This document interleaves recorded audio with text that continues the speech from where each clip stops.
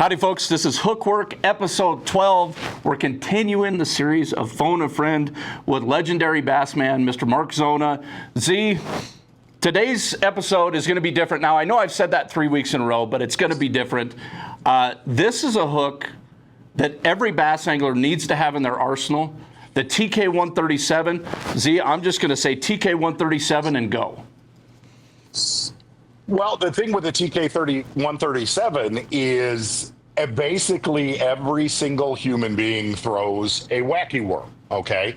And so if you look at whether you're throwing a soft plastic stick worm or a finesse worm, here's the great thing, and here's the difference of a TK137, and this is where there's a little bit of a misunderstanding. So what's the difference? So this is a number 2 TK137.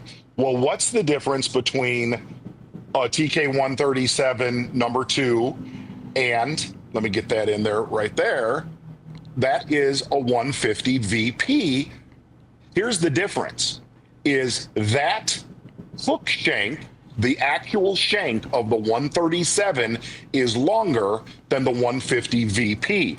The beauty of that, if you look at that 137, for your stick worms, for your finesse worms, for your Neko rigs and stuff like that, it gives a little bit more weight, okay? Gives a little more weight.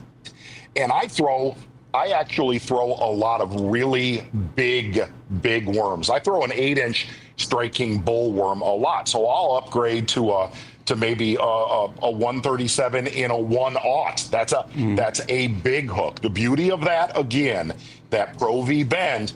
And here's what's interesting, and this is why I wanted to do this one with you. I'm like everybody else. I've been goofing around a lot with those little guys right there, those little dice baits. That's a Strike King Tumbleweed.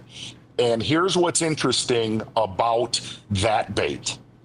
It's a bite getter, and it catches big ones, okay? And I'm not just talking smallmouth. I'm talking smallmouth. I'm talking largemouth. But the one thing that I was having trouble with, so I'll put, the way I was rigging it initially, regular drop shot hook on a drop shot. This was a month and a half ago, catching them. And I was like, I've got to find the right hook for this.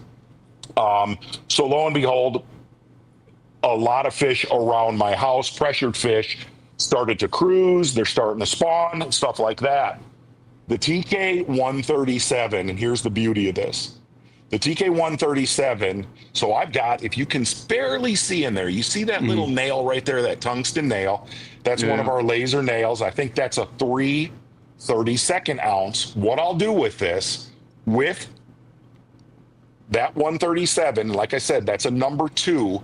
That's the perfect size with the shank, that long shank, okay? That right there.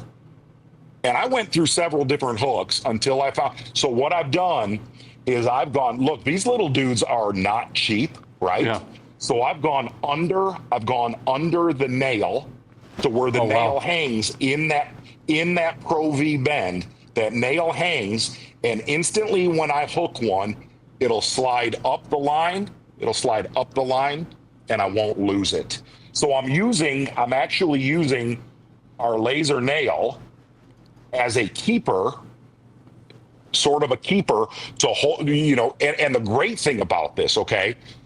The great thing about this with that tungsten nail in there is I'm using it on a spinning rod, really light braid, an 8-pound or a 10-pound Tatsu leader.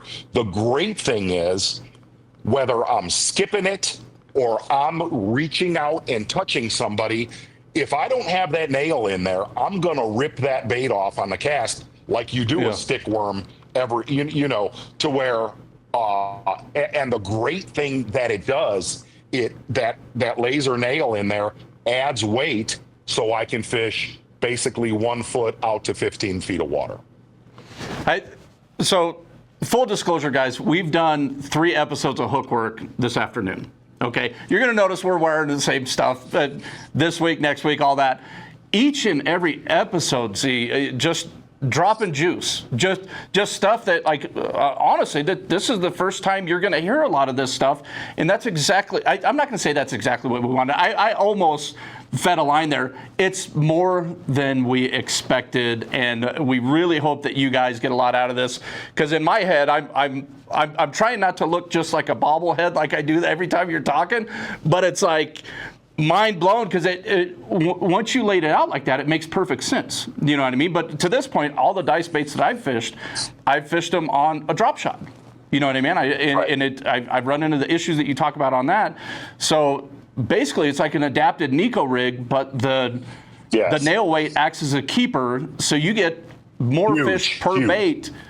Unbelievable. And that's the biggest problem. That's the biggest problem I learned with when that bait is not on a drop shot. On drop shot, it stays on fine. You know, you can catch a minimum of a dozen good ones on it.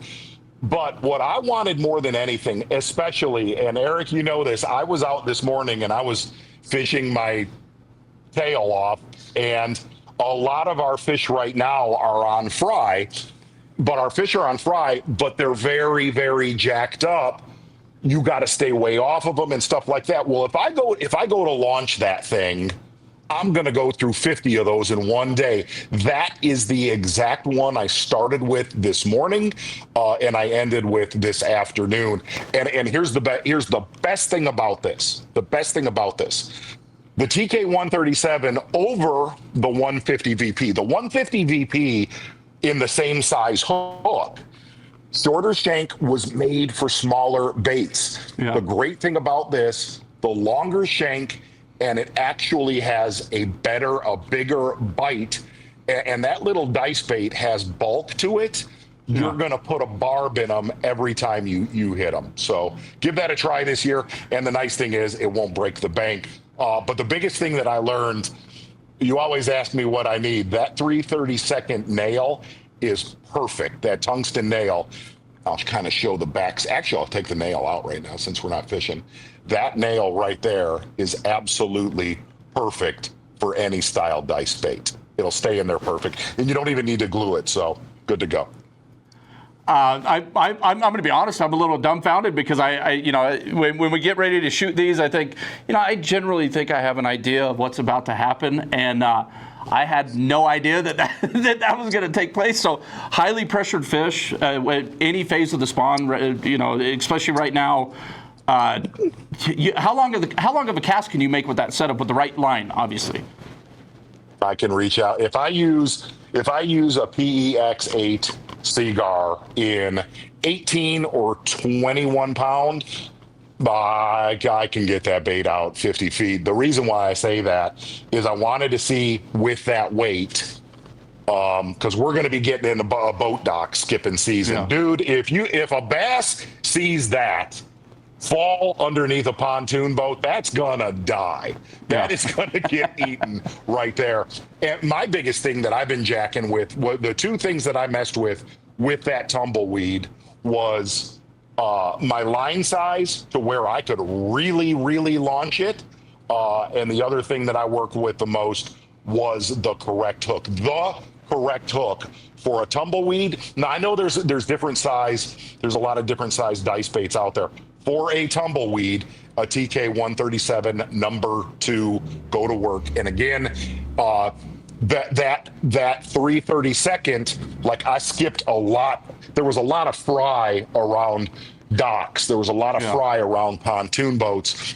I could, from the back shot, from the motor, all the way to the front of a pontoon, I could hit the seawall. So that's the good thing that nail adds to it, to where you can get that bait out. Without that nail, it's a lot harder to do that. Again, dumbfounded. You heard it straight from Z. Strike King Tumbleweed, Trokar TK137, Lazer Sharp tungsten nail weight. He's giving you the juice. All you got to do is go out and apply it and put the wood to a couple good ones. We appreciate you guys. Z, thank you so much, dude. You're the best. I'll see you at ICAST.